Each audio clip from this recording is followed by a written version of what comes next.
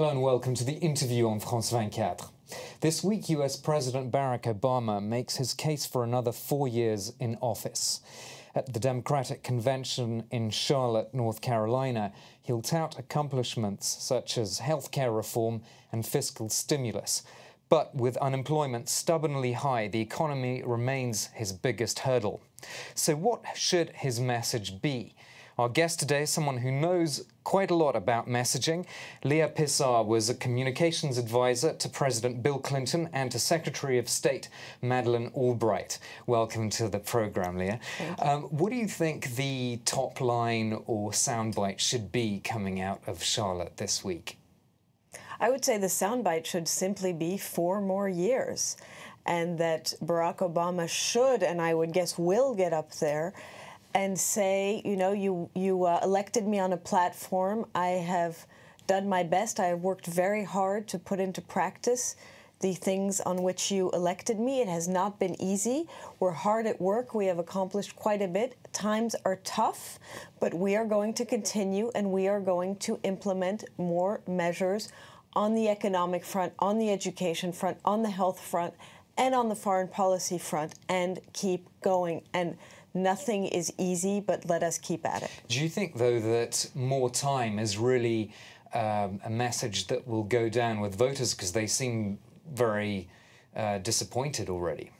I wouldn't say that it's more time. I would say that it's more measures.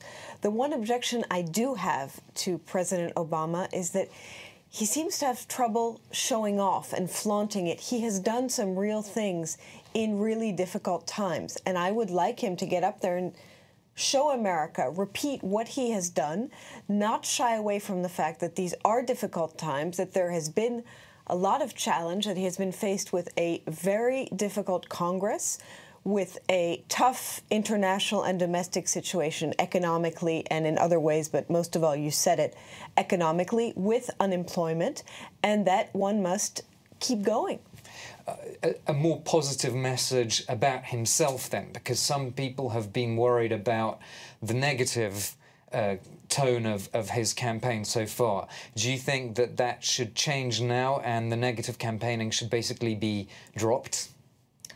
I just spent a month in the United States, and what really struck me on both sides, but of course more on the Republican side, is how unusually negative this campaign is. So to answer your question, yes, I would like to see a positive Barack Obama, and I think we will see a positive Barack Obama who doesn't have to resort to the same negative tactics that the Republicans are resorting to. What we saw in Tampa was terrible. It was discouraging, it was upsetting, and I have 2 explanations for this. One is they have a shortage of substantive things to say, whereas Obama does not. They're not easy substantive things, but he will go into the substance. The Republicans were very superficial, so what do? You go on the offensive. You know, good offense is the best defense. The other factor, the main factor, is money. There is so much money because of these super PACs, and there is such an onslaught of negative advertising that, again, it just keeps on feeding itself, and there are no checks and balances to limit this negative advertising, and I think it's very, very detrimental to the political debate.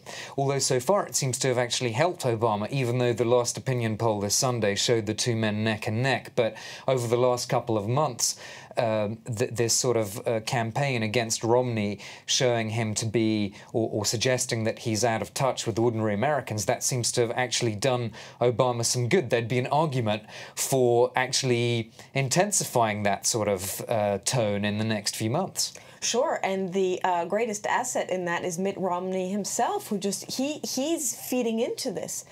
And the main thing one got or didn't get out of Tampa is how out of touch Romney is, how uncharismatic he is. He managed to be eclipsed by everyone. Why they put Clint Eastwood on stage the same night as his major address is something I will never understand. That eclipsed him totally. Paul Ryan eclipsed him. His wife eclipsed him. So you have a Romney who's just falling into one pitfall after another. They're bringing disaster upon themselves with these untruths it boggles the mind. Why would Paul Ryan lie about his marathon time? It just seems like a very silly thing to do. So in a way, they are the ones who are waging this negative campaign against themselves. Well, I mean, it's clearly coming from both sides, isn't it? The negative campaigning. But what do you think that the key for Obama is that this convention? I mean, apart from 4 more years, that's the message you said that he should send out. But he's alienated a lot of people in his own party. He's seen as pretty cold and aloof in his dealings with Democrats in Washington, and also as someone who's sort of left behind those grassroots campaigners who did such a great job for him in 2008. What can he do about all those back? I mean, there's a big enthusiasm gap now, isn't there?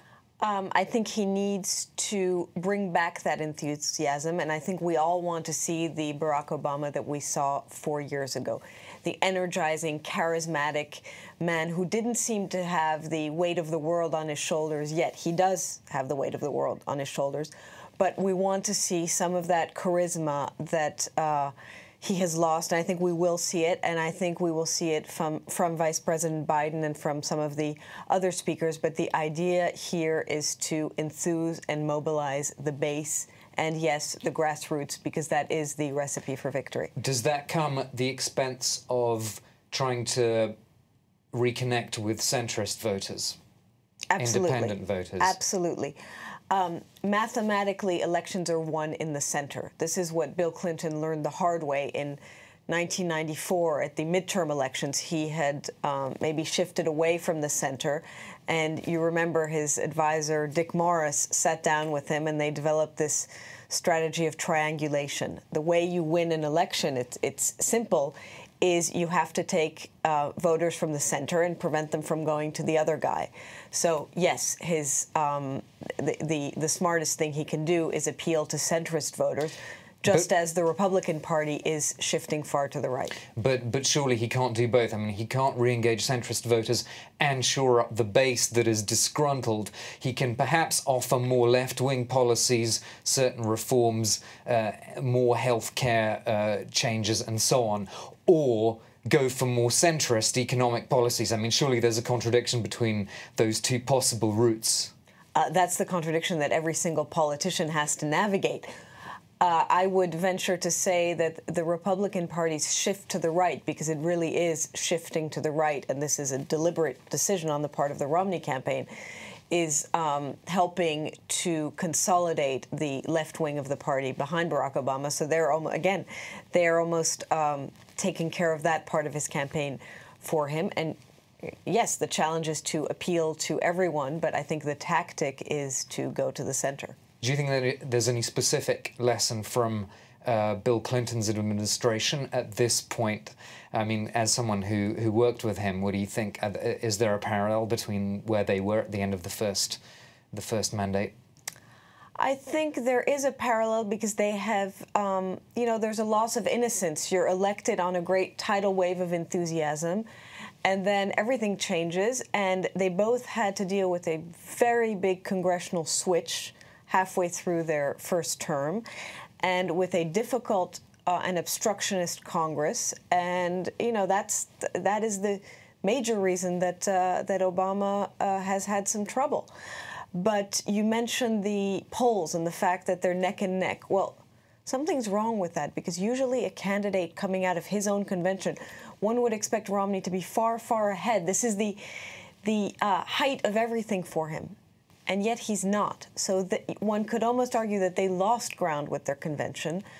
And I would hope that we will see Barack Obama come out of his with a decisive lead in the polls. Leah, on one final element, foreign policy hasn't featured much in this campaign. Do you think that's going to help Obama at all? The fact that he, as he touts it, ended the war in Iraq and of course, Afghanistan, which no one really seems willing to talk about now in either camp. There's this strange reversal, I would say. It used to be in the old days, when I was working on Democratic campaigns, we would say, uh-oh, how can we make ourselves seem stronger on foreign policy? We're sound on it, we're good on it, but the Republicans always own that message. This time, you can't hear a single Republican. Yes, they had McCain and Condi Rice, but You cannot hear a foreign policy message coming out of the Republicans, and you do coming out of Obama. So I think he's strong on foreign policy. Again, in a world full of challenges. Afghanistan is complicated. Afghanistan is ugly. Many people wish we had never gone in there. So it's difficult to talk about, but at the same time, I do think there's progress, and I do think Barack Obama is a much stronger president on national security.